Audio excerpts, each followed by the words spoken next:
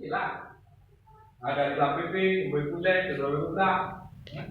Ada di undang-undang, Ubay Kutek, itu di lapasan Kongkusa dikatakan bahwa satu kepala desa menyampaikan laporan keterangan pemerintah desa sebagaimana masuk pada pasal 480 C setiap tahun anggaran kepada badan perusahaan desa ataupun kepada waktu secara tertulis paling lambat 3 bulan setelah berakhirnya tahun setiap tahun.